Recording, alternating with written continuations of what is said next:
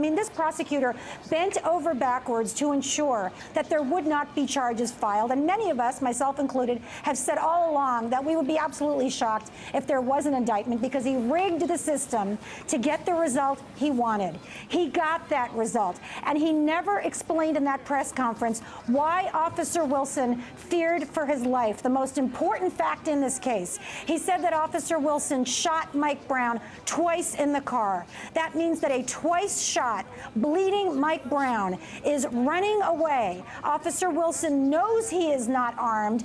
Even if he came towards him again, why would he be threatened for his life? Why would he have to shoot him in the head and kill him in that moment? And unfortunately, Bob McCullough never answered that question. I want to go back to Paul Butler, former prosecutor, who was our first guest in the evening. To Lisa's point, Paul Butler, the district attorney never said what the key piece of evidence was proving or getting to a reasonable satisfaction level that Darren Wilson had to kill Michael Brown. In fact, in the press conference, there was only one real evidentiary question asked, and that was by a woman reporter. I just have my notes, says 9:55 p.m. I don't know who it was. And she asked him, what evidence other than Darren Wilson saying that Michael Brown was coming at him, what evidence other than that justified the shots outside of the car, which we know were the kill shots? And his answer was, he didn't cite any particular piece of evidence. His answer was these two words, quote, everything presented. Now, that is not a prosecutor or a lawyer's answer, is it? It's certainly not a prosecutor who seems to be conducting a good faith investigation. I've appeared before grand juries 100 times. I've never seen a process like this, Lawrence. It really does seem like the fix was in. And there's a tradition here. There's a tragic tradition with this prosecutor. He's now 0 for 5 in cases in which he's taken to the grand jury cops who shot unarmed people. And that matches up with the tradition in our country, unfortunately, of African Americans getting over enforcement of law when African Americans are suspects and under enforcement when they're victims. So it does seem as though unarmed African American man or woman has no rights that a white cop is bound to respect. That's the anger. I was happy to hear the president say he understands why people are angry. That's why. Now, we're going to learn a lot about this evidence as we dig into it, depending on how much of it has been released tonight. But I do want to play this moment in the press conference that I just referred to with this question about exactly what was the decisive evidence. Let's listen to this question and listen to this answer.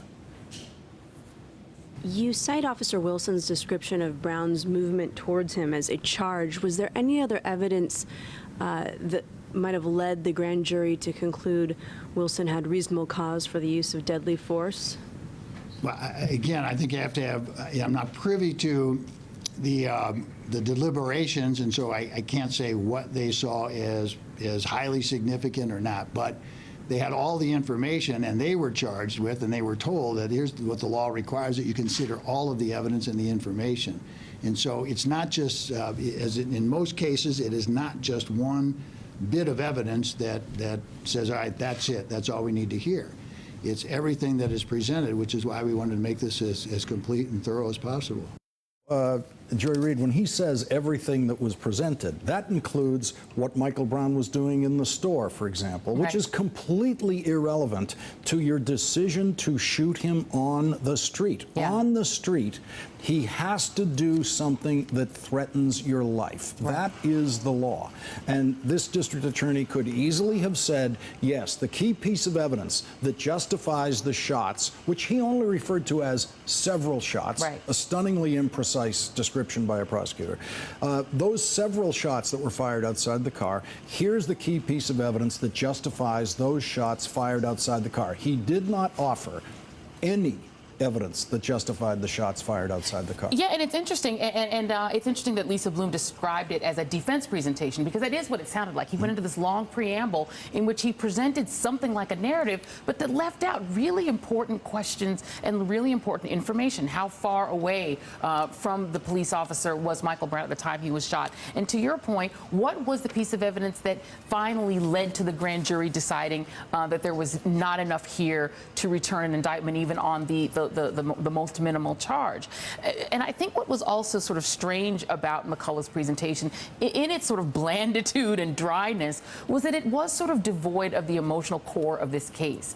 It was sort of, I don't know, it was sort of bloodless, but he never explained, and he was asked over and over again things like, you know, what about his own feelings about people's disregard of him or people's distrust of him? He just was sort of blank. And I think the blankness of it, in a sense, almost makes it worse. And with that long presentation, he had plenty of time to present whatever information and details could have helped people to understand this decision.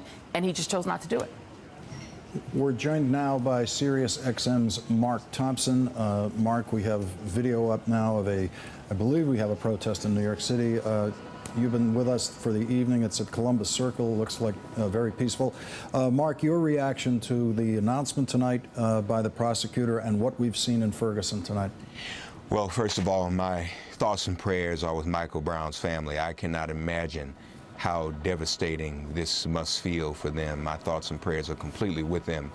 But you know, Lawrence, the rule of law, that phrase has been invoked a great deal with regards to the protests. Mark, I just want to mention that we have you're speaking over a live picture from Oakland, California, yes. Spontaneously assembled and quiet protest there. Yeah, and it's beautiful that people are reacting around the country, Lawrence, and it should show the Brown family, show his parents and his family just how beloved he is and just how much in solidarity people are around the country. But as I was saying, this phrase, the rule of law, is so often used in reference to the protesters, those reacting.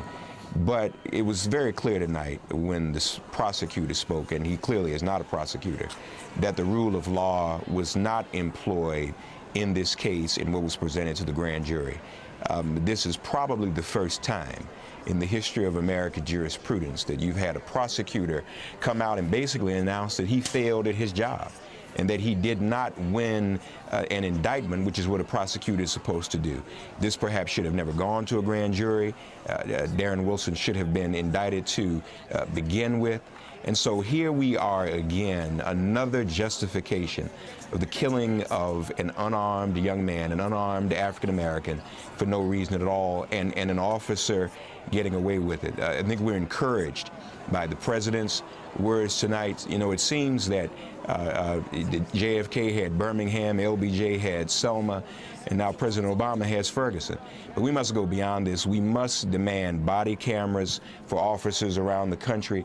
And I would also say we need to seriously think about some degree of civilian oversight of our police departments, not just civilian complaint review, but civilian oversight as well of all of our police departments. This is very, very important. And lastly, I would also just say that there should be nonviolent demonstrations, but not just nonviolence for nonviolence sake, but Martin Luther King Jr.'s type of nonviolence, nonviolent resistance that would agitate and would exercise vigilance. That's what we need, and I think we owe it to Micheal Brown's memory to behave in just that fashion. Mark Thompson, thank you very much. I want to thank all of my guests, Joy Reid, Lisa Bloom, Jim Kavanaugh, and Paul Butler for staying with me through the hour.